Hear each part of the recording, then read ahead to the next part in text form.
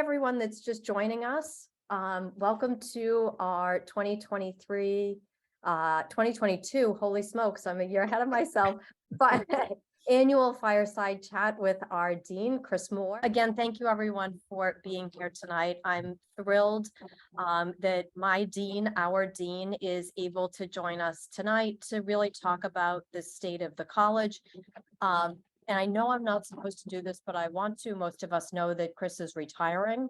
And I just want to take a moment to thank him and recognize him publicly for all that he has done for Sargent College. For those of you that don't know me, double Sargent alum, and I'm actually now on the faculty, Health Sciences and Human Physiology. And going to work every day is enjoyable because of Chris's leadership. The way he cares for the faculty, the way he cares for staff makes us as a faculty happy, which only constitutes the greatest of excellence in our teaching. So Chris, from the bottom of my heart, it has been such a pleasure to work with you. I'm, coveting every day until June 30th. I don't want it to come. So I just wanted everybody to know just what a wonderful, wonderful, from a faculty perspective, leader Chris has been since he's with us. Thank you so much for that, Kelly. You're too kind to say that. Everywhere I go these days, people have nice things to say, at least, good wishes in the next stage. I don't even think about it, to be honest. It's like there is so much work going on and so much to do. And to me, it feels like it. So to everyone around me, it feels like it's already going on. Like I've seen this change in my email pattern that is like amazing. I'm not, emails that used to come to me routinely don't come to me. So for some people, I've already retired, but for me, I just feel like there's so much left to do. And June 30th is a long, long, long way away. So a lot of big things to happen between now and then, and I'm looking forward to some of them. Yeah, okay, so now let's talk about it. So today, for all of you that remember, those of you that applied early decision to Boston University, today is November 1st. Students for the class of 2023 had to submit their early decision application by today.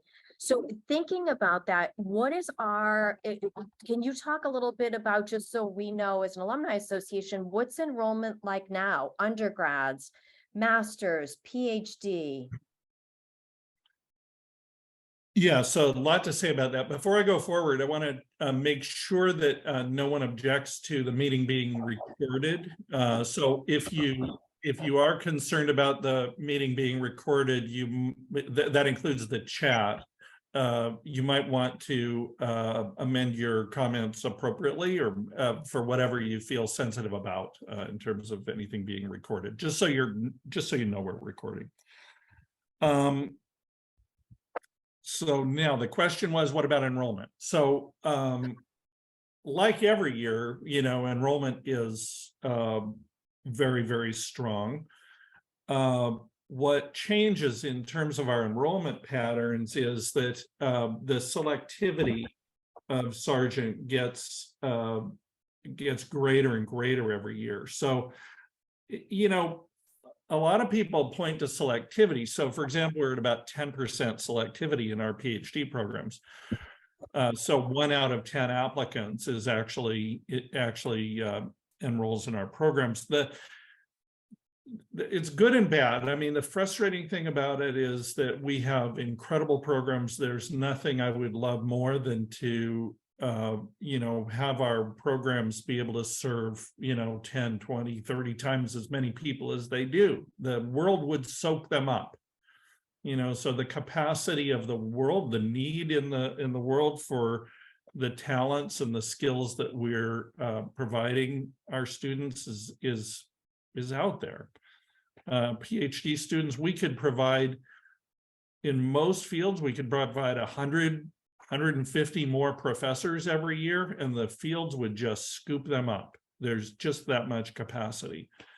So there's a little bit of frustration when I say that our programs are all maxed out. The quality, the caliber of the students just gets stronger every year. in terms of our undergraduate, graduate, PhD programs, they all just keep getting better and better and better. So higher education as a whole is another whole discussion. There's a lot to say about that. But sitting here at a very highly ranked in a collection of very highly ranked programs that students from around the world are eager to be part of, things are very strong and only getting stronger. I don't know. Are you after something a little more specific than that? Our numbers haven't changed, so that's interesting. For a few years, there's been pressure to admit more students exactly because the demand has been so high. But we're maxed out. I mean, we're really sort of, bursting at the seams on these, on our enrollments. So we grew at about 5% a year for 4 years, and we just can't do it anymore. Yeah, which is, a testament to Sargent. Just where our programs are ranked, our undergraduates, health sciences, human physiology, just really, continue to grow, and watching what the students are doing afterwards, getting into their top graduate school of choice, medical school, law school, architectural school. It's Yeah. it's such a pleasure to teach them. We truly do have the best and brightest minds in the country. I also want to remind everybody, I would love for tonight's discussion to be interactive. The chat is open, and we will, answer as many questions as we can in the chat. This is also an opportunity for you to, ask questions and interact with Dean Moore. And the limitation is space. So that's a question. Is our growth? Yeah. No, thanks for that question, Cindy. So, so what we have done over the past 10 years is try to right size everything. The size of we've built some amazing new spaces, but those spaces are sized, for, a fixed number of students, the capacity. So everything is built right now to the capacities of these programs. So for example, our PT lab, our PT training lab, which is busy every day from about 8 in the morning to 6 at night at least, and on weekends as well, and students in there practicing in the offer hours. I mean, very, very busy, but it can't handle a class larger than 85, maybe 90 students.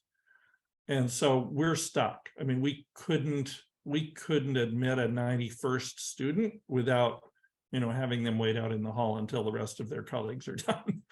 So all of our programs are like that. So space absolutely is one of the critical factors. But in OT, in occupational therapy, they have a lot of their work built around cohorts or sort of sub cohorts of 15 students. So we can go 15, 30, 45. But if we go 46, we might as well go all the way to 60. Well, we can't really handle 60 OT students. So that caps that program.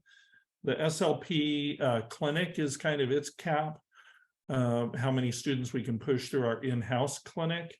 And then all of it is, dictates the number of faculty that we need. And so, the past few years has really been about balancing all of those needs to get to these increased cohorts. And that's where we are. I mean, it's all just very carefully calibrated right now. To when we lose a faculty member, we have to replace them right away, because, that means a certain number of students aren't going to be, accommodated. So, so the answer is space plus everything else. Yeah, I think I'll just come from a student's perspective, having gone through our PT program, capping our PT enrollment at a certain number, I believe now it's 85, allows you to still get that individual attention in the classroom. You don't feel like you're just a number. Every faculty member knows your name. and, knows a lot about you. And I think sometimes the bigger a graduate program can be, you could, get a little too large and lose that real, important individual attention. The PT program in particular has been really innovative too in, team teaching. So, there's ample instructional help, for students in these, really large kinds of environments. Yeah, they really foster an environment though, where you're so comfortable going up to any one of the faculty members at any time. Yeah. So now one of the things I've noticed recently, we have a lot of new faces at Sargent. You have been able to secure a lot of new faculty lines for us, new department chairs. So who has come to us over the past year? Well, so yeah, that's a great point. So a number, people are asking me these days a lot, people ask what am I proud of, that's happened at Sargent in the last 10 years, 9 years. And, it's the people. I mean, especially the people that we've added to this team. It's pretty, well, I guess it's obvious, the strength of the college really comes from the people that are here, the faculty, the staff, the students, and the leadership. The reason the students come is for the faculty. The grants, flow from the faculty. The faculty can't succeed without the, support of really excellent administrative support staff. So, I mean, all of those things have to work together. And so what I am really just, I have to say I'm really proud of is the people that I've, hired and supported over the past years. And so this year has been an amazing year. We added, just to give you perspective, so we have about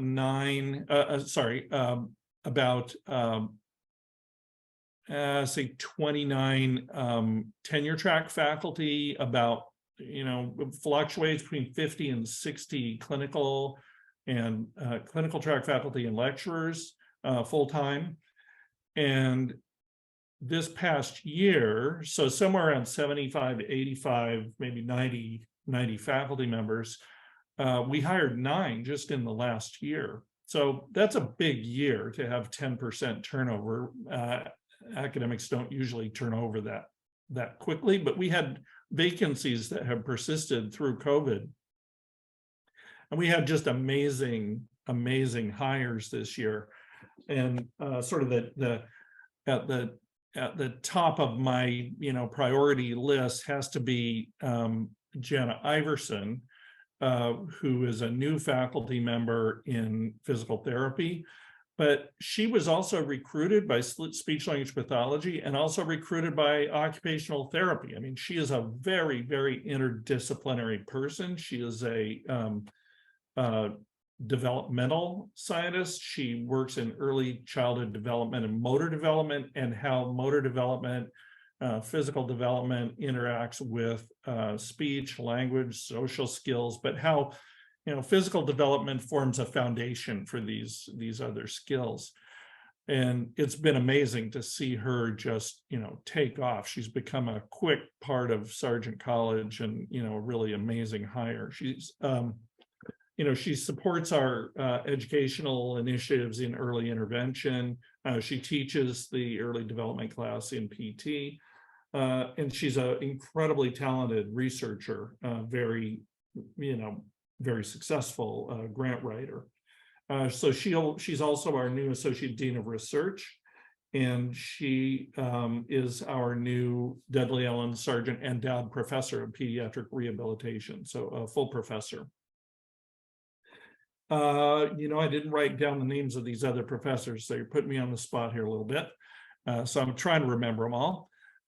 We have, oh my gosh, now you're going to have to help me because terrible. So let's see, occupational therapy. I'm going to come back to these. I'm going to forget somebody. Yeah. All right. So I That- actually keep all these named, I keep all these names in my office. I'm not in my office right now. I keep all these names right under my under my computer monitor just for this purpose. I know, we've got so many searches going on right now, just within the health sciences department, which, is just a testament to the growth and the popularity of our undergraduate enrollment numbers increasing. So Go ahead. we're going to come back to this, and I'm going to pivot just a little bit, because one of the things as I'm advising right now, and hearing construction is always music to your ears because it's a sign of growth.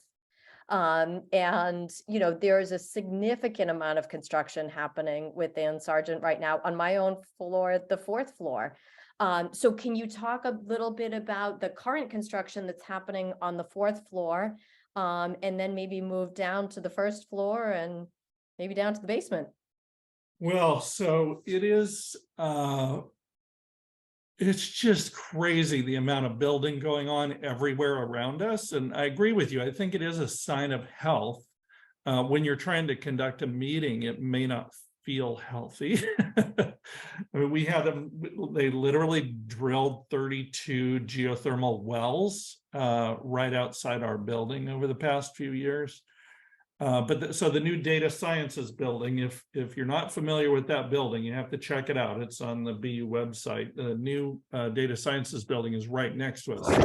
Is sort of the context for everything else we're doing. But within our building, we have this. The better our students get, the stronger our commitment has to be to provide these students with all of the resources, the faculty resources, the space resources, the sort of additional educational resources that they need to really succeed, to meet their aspirations, to meet their potential. At Sargent, a lot of what that has meant is providing these specialized spaces. And one of the most exciting of these to me, is really the anatomy lab. But another one that's really exciting to me is the simulation center. The Sim Center is going to be finished next week. It's incredible. It's if you walk into this space, you will absolutely feel like you're in an acute care hospital. The rooms can be reconfigured so that it can feel like a radiology suite. For any SLPs on the call, we can actually do stroboscopy, video stroboscopy, as well as fees evaluations, swallowing evaluations, as well as having all of the transfers and things like that students need to become skilled at and accustomed to before they can go out into their clinical placements. I mean, there's so many reasons why this is so exciting. So one of the things about this simulation center, it will incorporate the use of standardized patients. And if you aren't familiar with that, the idea of standardized patients is that we bring in essentially actors, but these actors are highly trained, very skilled in simulating or performing specific disorders, and with a range of severity. And so the beauty of this approach is that you can start a clinical experience for a student, and when the student passes out from all the tubes, or if the student has some sort of reaction, if the student isn't performing, if the experience isn't going the way you want it to go, you can just stop. You can rewind and you can just start again. And if the student is just succeeding wildly, beyond what you expected, you can rewind and you can have the actor start working with the student at a higher level, more complex, more difficult sort of symptomatology. And so different levels of sort of responsiveness to treatment protocols and things like that. They can simulate pain responses. So all of these things are just, I mean, you certainly you can see how those would be basic clinical introductory kinds of experiences and skills. But the consequence of that is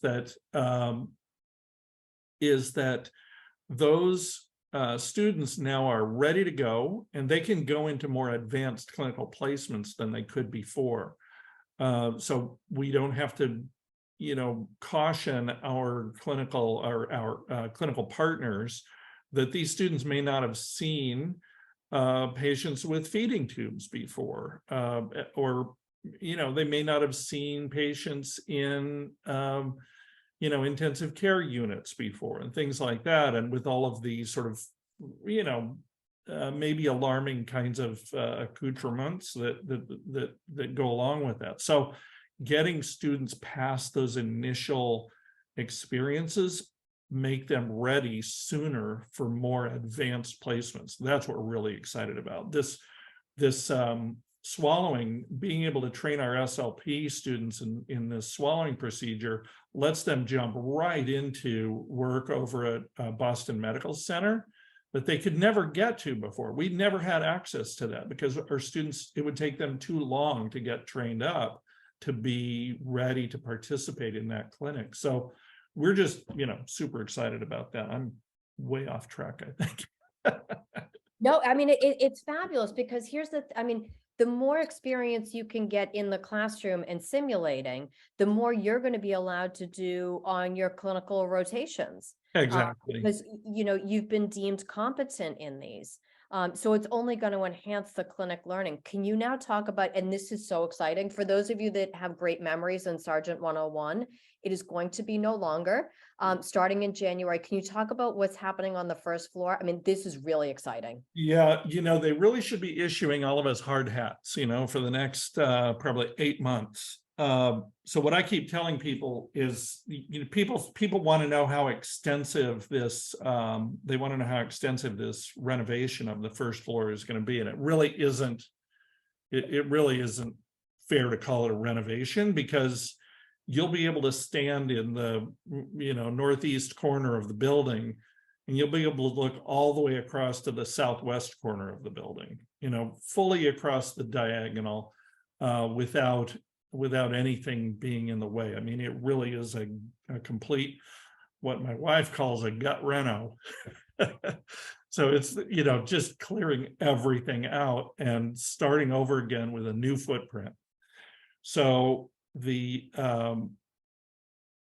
so what that means is that we will move our academic services center, which is the academic counseling center. We'll move that downstairs. It'll be front and center. So as soon as a student walks into our building, they will see this very student-focused space, on their immediate entry to the building, as opposed to now, it feels a little bit like you're walking into a, more of a sort of I don't know, more like a commercial office space or something like that, I guess, or so that's going to be a big improvement. It'll be a very lively space. It'll have a student lounge associated with it, sort of out in the lobby, a sort of a student focused waiting area. The 200-seat auditorium, room 101, will be no more. It's going to be completely leveled, as I said. That will become a 100-seat, very high-tech, learning space, much more interactive than a 200-person lecture. In university, sort of the science of teaching and learning, I'd say a very wonderful change, very marked change in pedagogy is that we talk about these big 200, 300, 400 student auditoria as dinosaurs.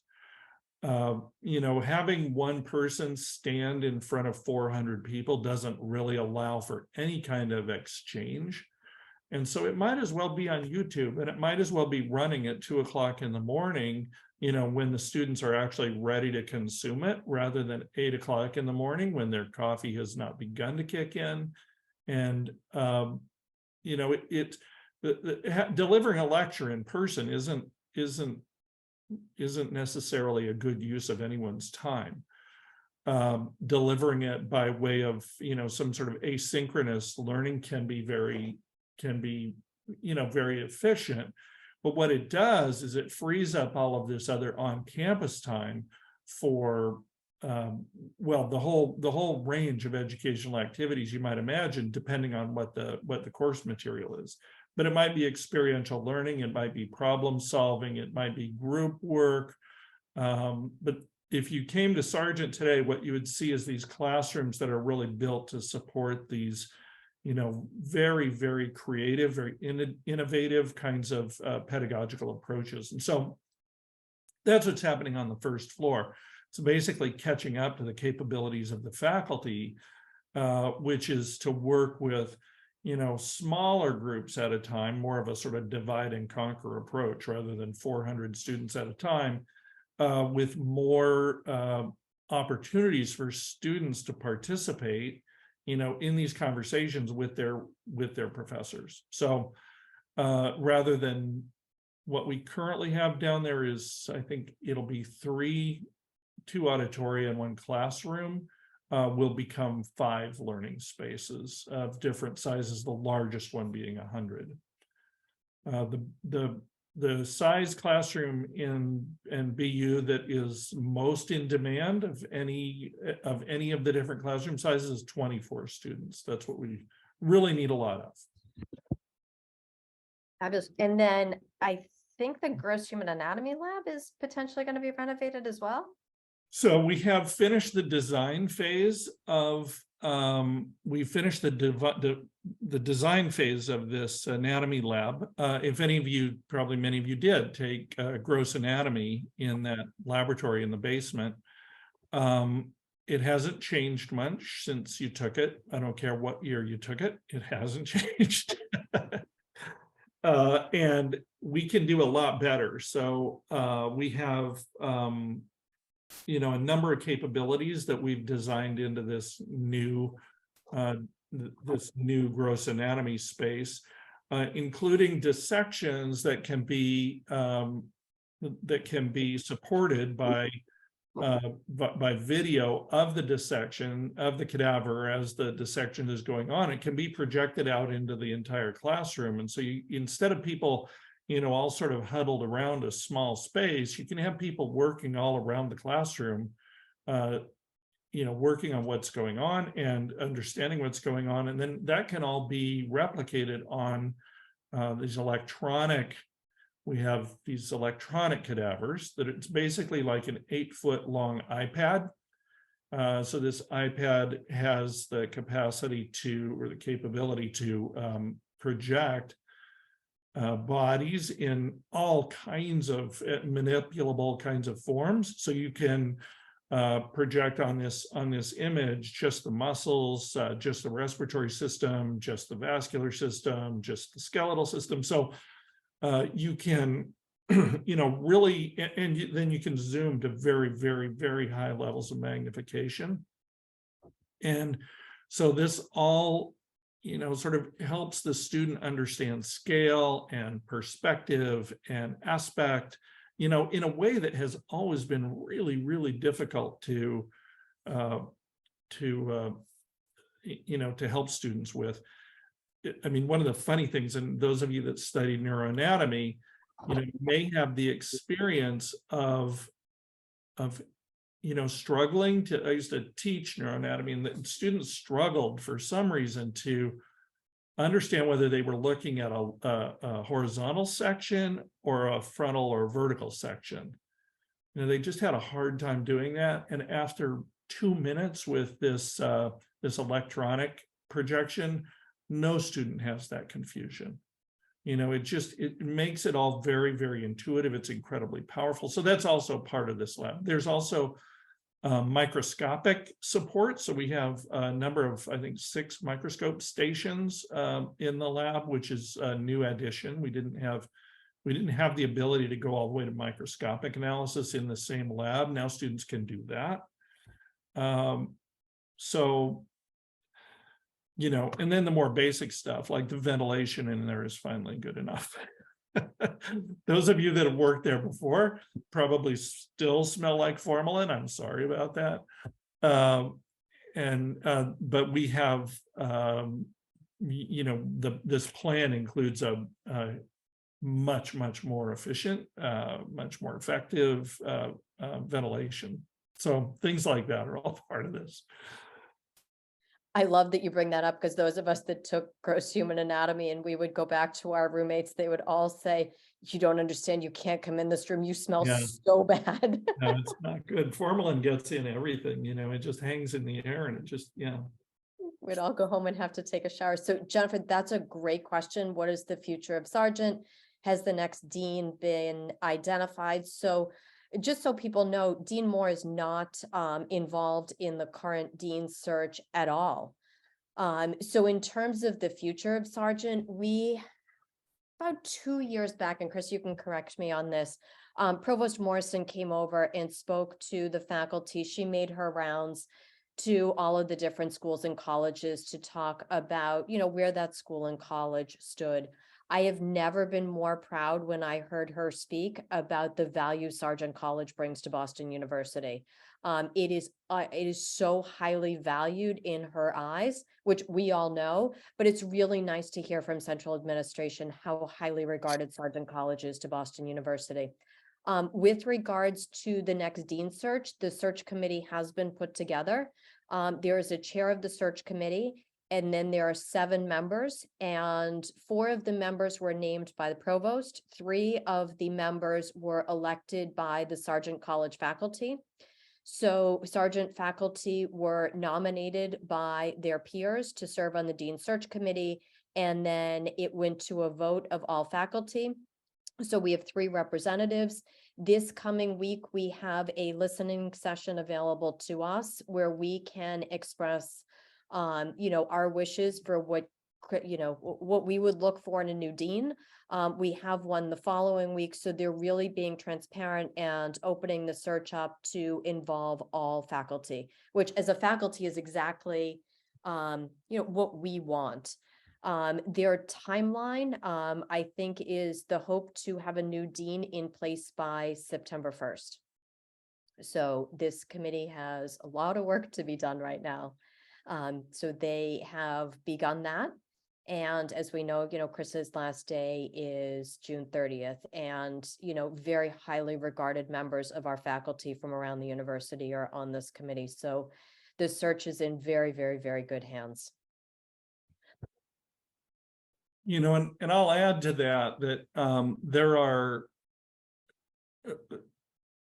people have, I mean, very kindly, you know, people say nice things about how tough it'll be for my successor, but the truth is there are some really great people out there. I have zero concern, you know, about the capabilities of my successor. I think there are some amazing people in that age group across our disciplines, and you know, I'm sure that that Sargent will be in great hands. And you know, a big part of my job this year is to make sure that that handoff is very smooth. That what I leave for my successor is fully functioning, and you know, with a minimum of you know, challenges and mayhem. But you just, I think, thinking back on what you have done for us, I mean, Sargent is in an incredible place right now. Our enrollment has never looked better. The caliber of our faculty is stronger than it's ever been. The chairs of our departments, PT, OT, speech language hearing sciences, health sciences, we have some of the best and brightest minds. And, you know, Chris has helped bring those individuals to Boston University. The caliber of student that we have in the classroom, the construction that we so needed. Chris was able to secure that. So, when Chris leaves Sargent College, the next person coming in, for lack of a better term, Sargent is a very well-oiled machine, and all of the work Chris has done, just his legacy is gonna go on forever. Like the first floor of Sargent renovation is thanks to Chris. The new gross human anatomy lab is, thanks to Chris's work. Our new simulation lab, which is just going to take our clinical programs to the next level, is thanks to Chris.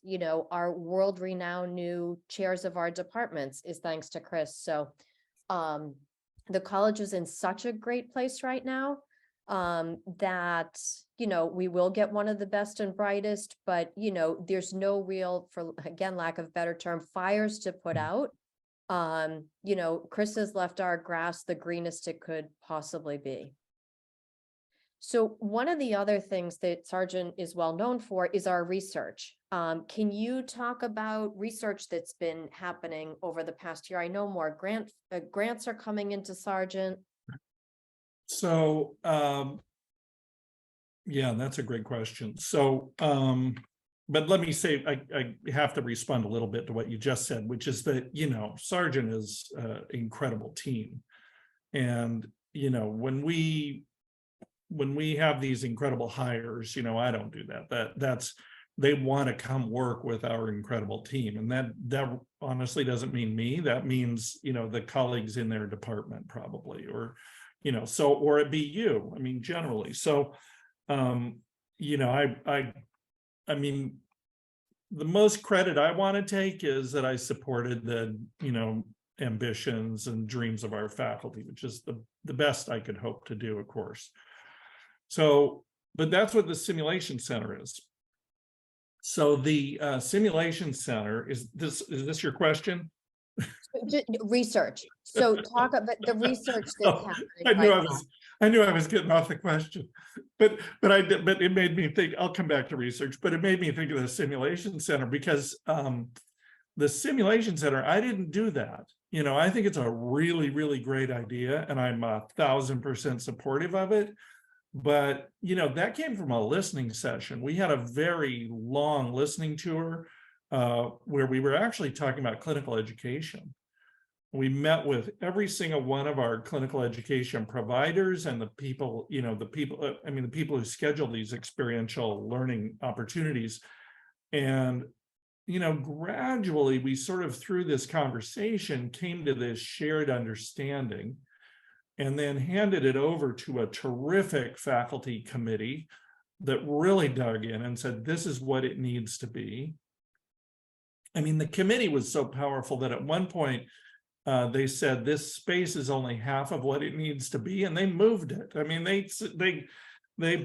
They convinced me that it needed to be moved, and we ate a much larger chunk of our building to make this thing happen.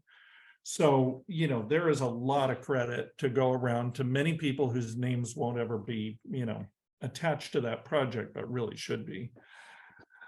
Okay, so to research.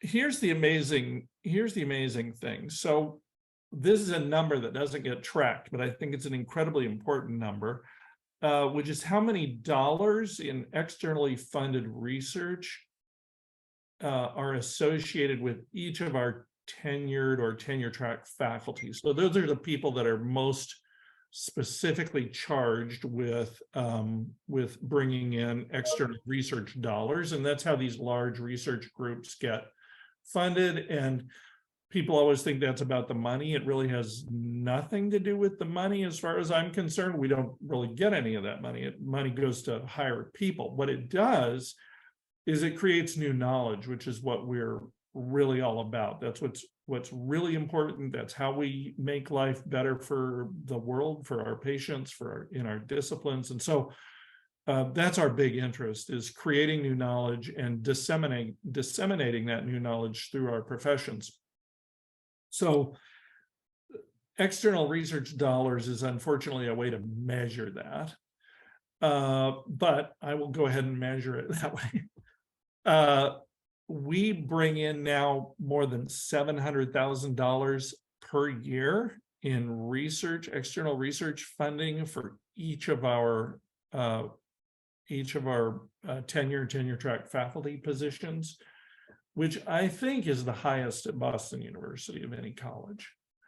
So I want that statistic to be out there more broadly because I think it's a really important number.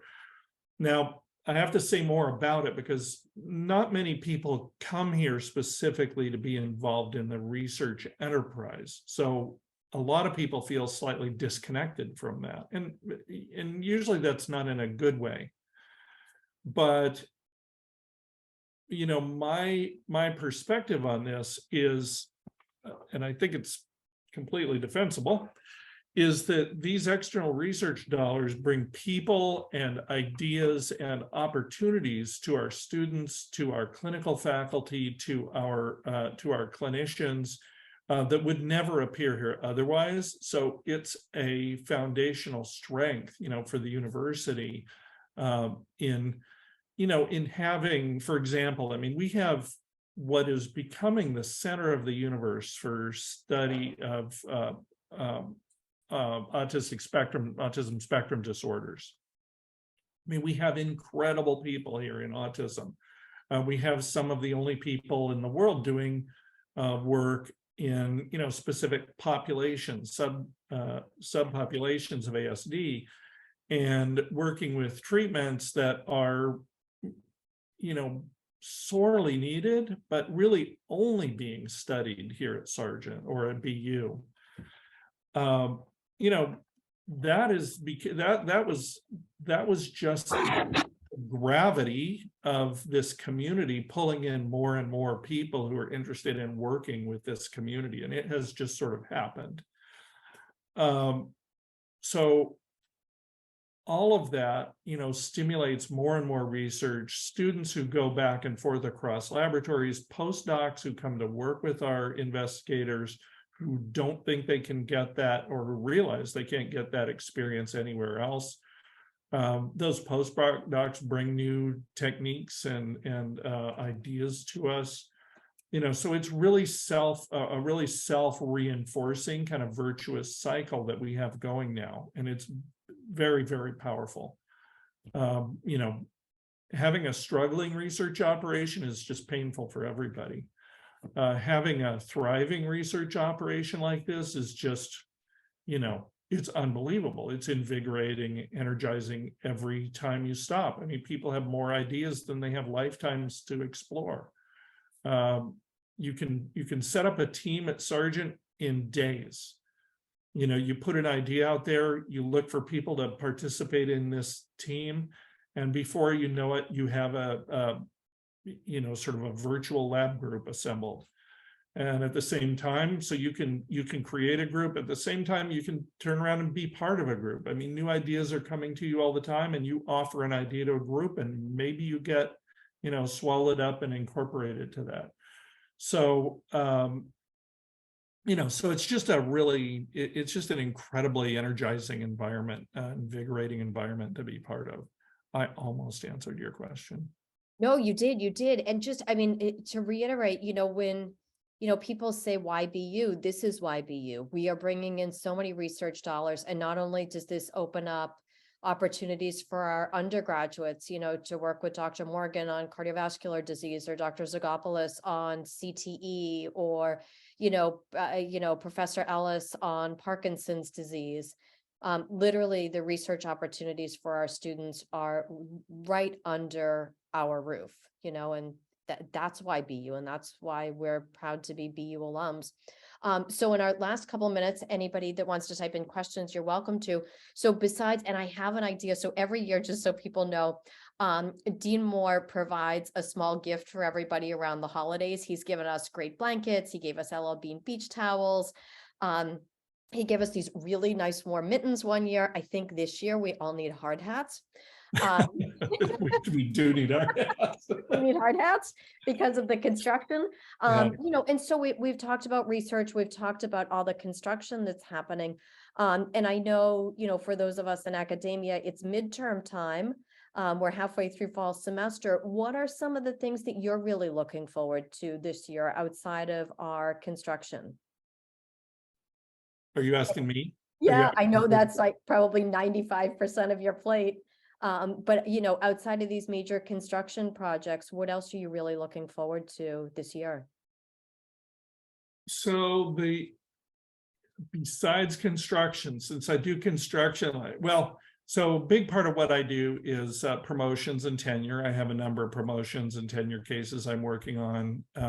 Those are really important to me, to make sure that people's careers get properly advanced. So, I mean, that's sort of what I've been working on for the last few days. So that's really top of my mind at the moment.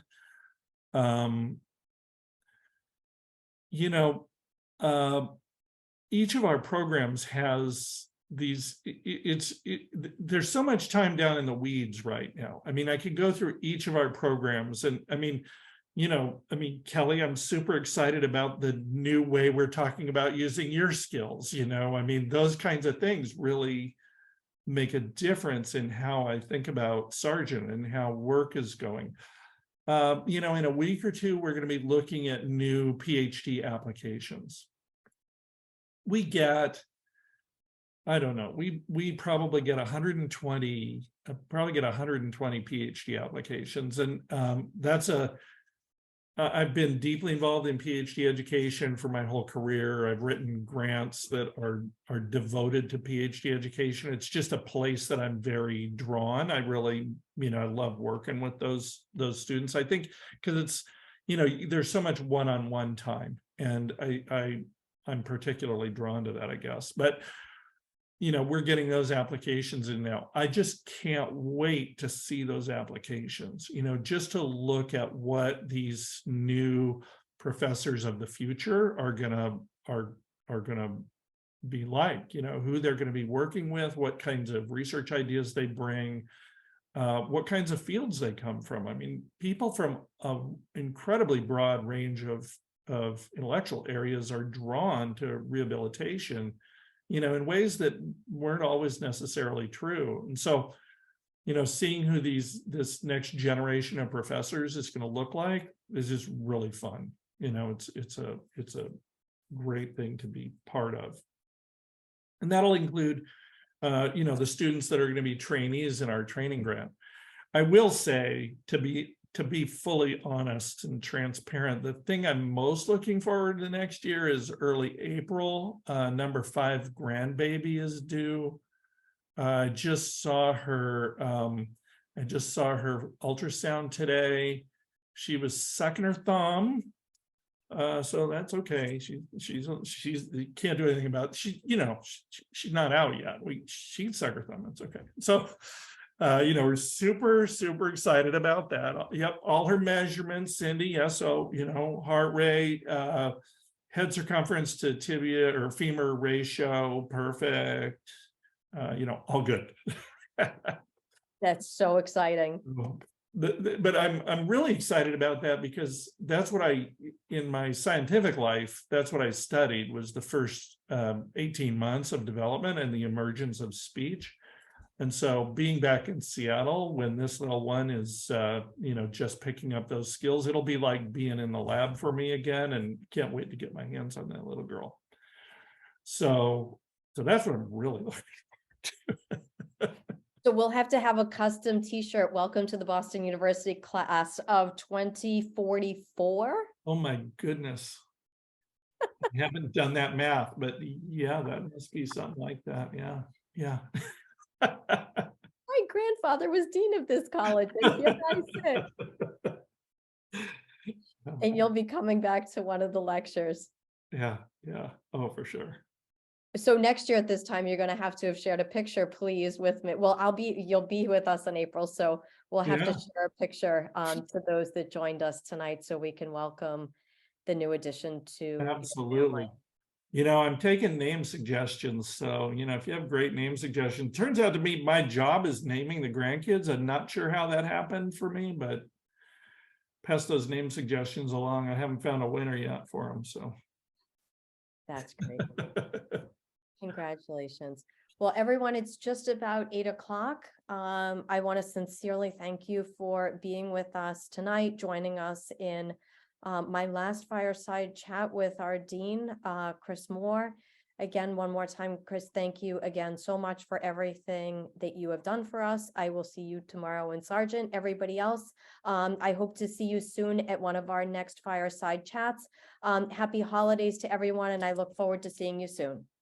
So great having everybody. Thank you so much for joining us. I really appreciate you being here. Bye, everyone.